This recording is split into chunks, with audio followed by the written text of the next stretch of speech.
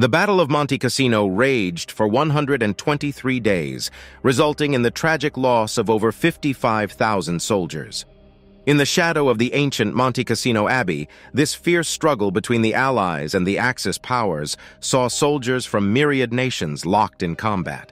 Allies including Poland, Morocco, New Zealand, India, Canada, the United States, the United Kingdom, and the valiant French Expeditionary Corps, largely composed of North African troops, clashed with the indomitable German Wehrmacht and remnants of the Italian forces. First battle, January 17th, February 11th, 1944. The First Battle of Monte Cassino commenced on January 17, 1944, marking the beginning of a grueling struggle for control over the strategically vital Italian region.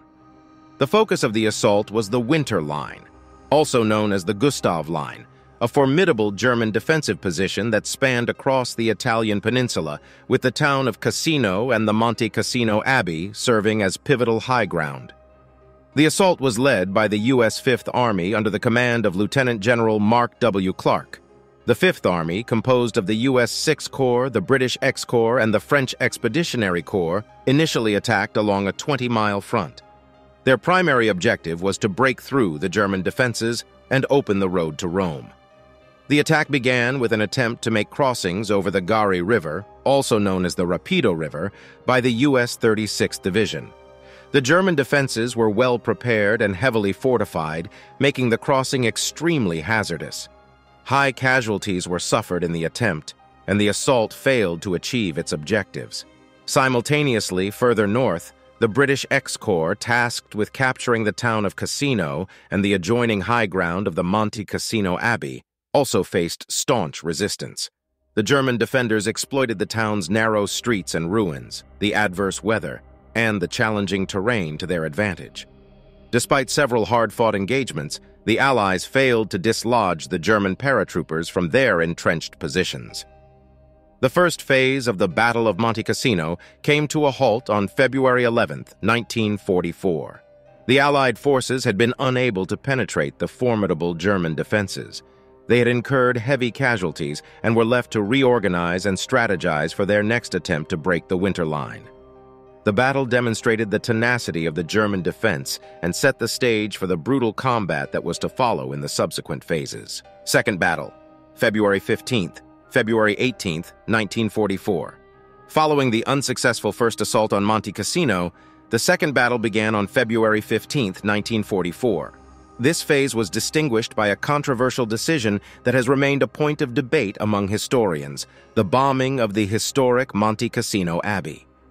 Despite the Abbey's significance and the fact that it was ostensibly a non-military target, Allied command came to believe that the Germans were using it as a fortified observation post.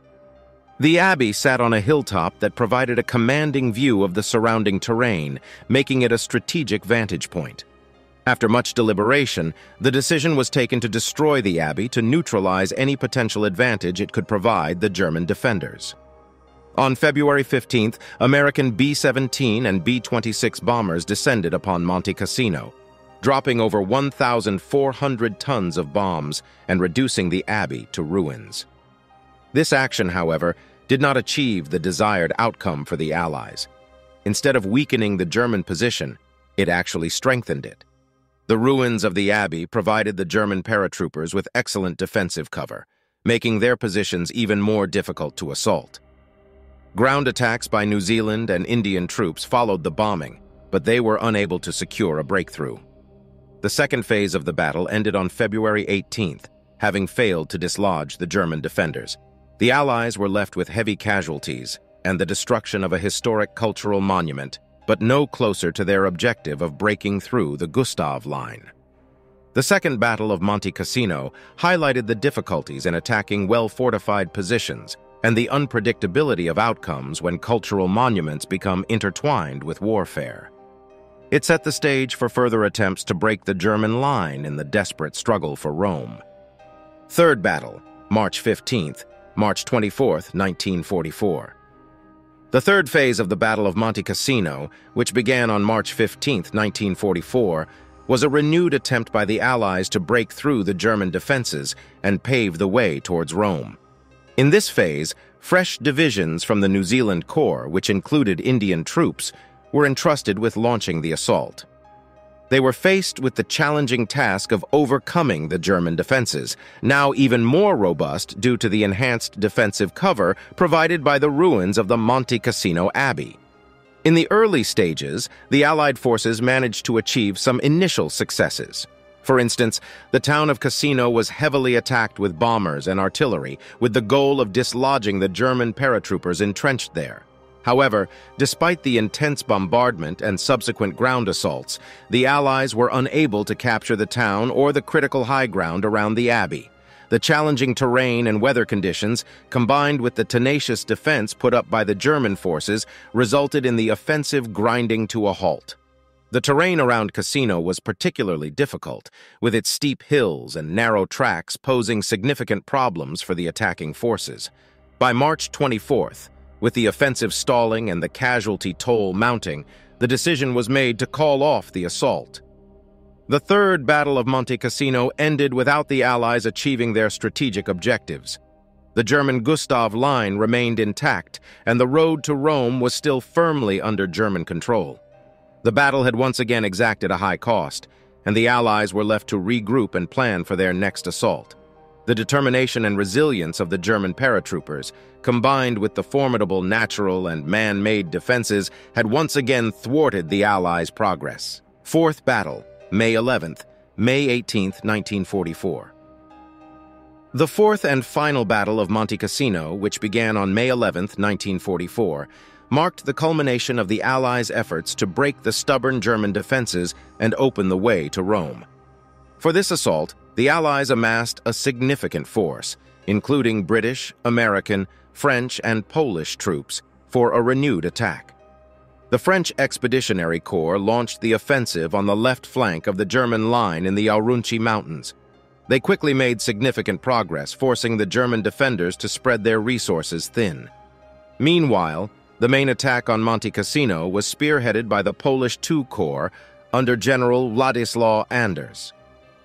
The assault commenced on May 11th, following a massive artillery bombardment of German positions.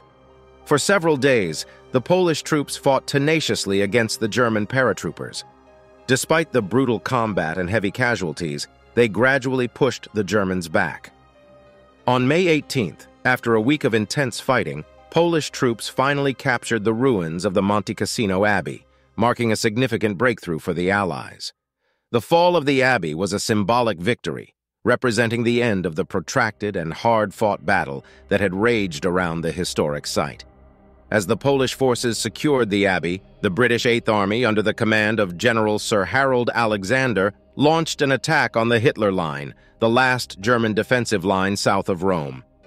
With the German forces reeling from the loss of Monte Cassino, the Eighth Army made swift progress, and by May 25th they had broken through the Hitler Line. The fourth and final Battle of Monte Cassino ended with a significant, albeit costly, victory for the Allies.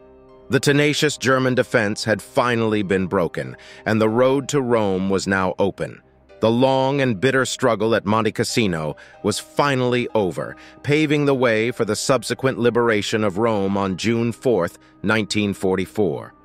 The battle was a testament to the courage and resilience of the soldiers involved, and remains one of the most memorable episodes of the Italian campaign during World War II.